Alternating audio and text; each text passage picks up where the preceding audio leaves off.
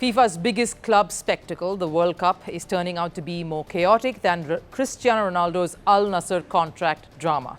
Even as the tournament stumbles into the quarterfinals, critics are calling it a massacre in the making. And the voice is demanding a boycott. They're only getting louder. The future of the tournament is hanging by a thread. And that's despite the shockers we've seen on the pitch, because if this inaugural edition of the expanded FIFA Club World Cup has proven anything, it's this. European giants are not untouchable, they are beatable, they are perishable. Manchester City, Inter Milan, Atletico Madrid, all knocked out. Saudi and Brazilian clubs are bulldozing sides coming with legacy and prestige into this tournament. But even this rise of the underdog story isn't enough to hide what's really going wrong. The heat is on, and quite literally. Critics are torching FIFA for poor scheduling and blatant disregard for rising temperatures. The French Football Union, the UNFP, launched a direct attack on FIFA President Gianni Infantino.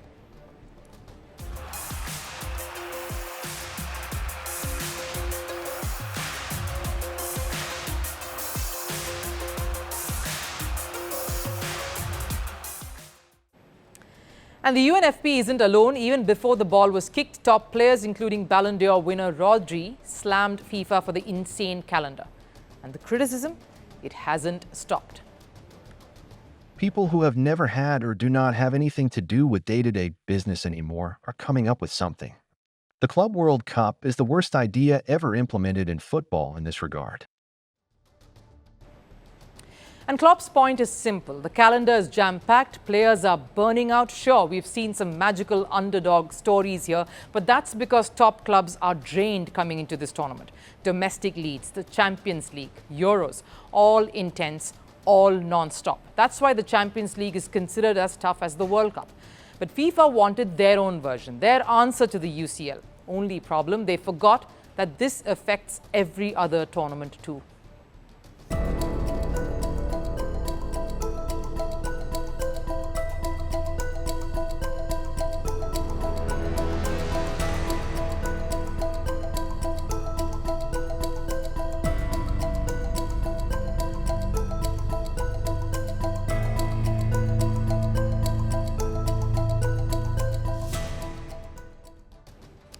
The Club World Cup destroyed us. When the manager of one of the best teams in the world says that, you better believe it's a red flag.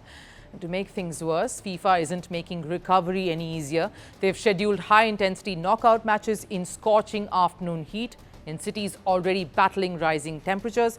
It's a serious health concern, and it's not just footballers raising the alarm. Experts are chiming in too. I'd move it to an air-conditioned stadium with a roof, and preferably to a cooler time of the year.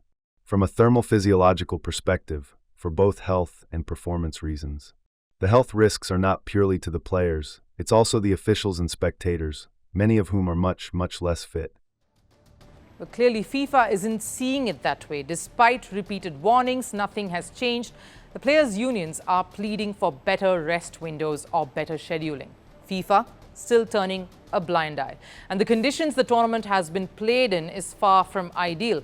The pitches are far off, a concern repeatedly being expressed by people involved.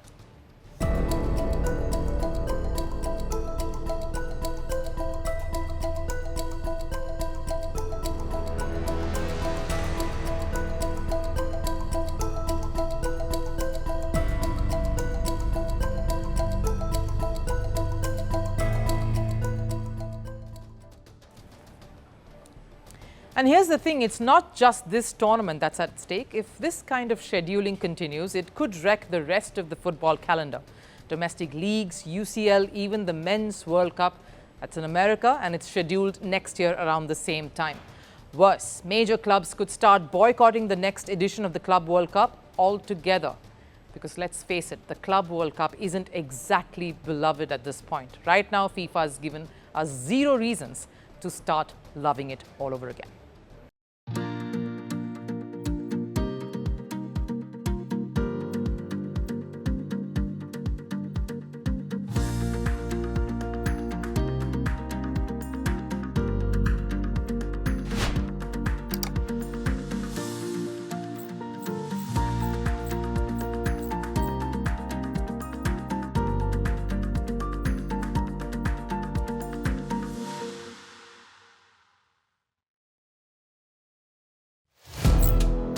Firstpost now available in 9 languages on YouTube.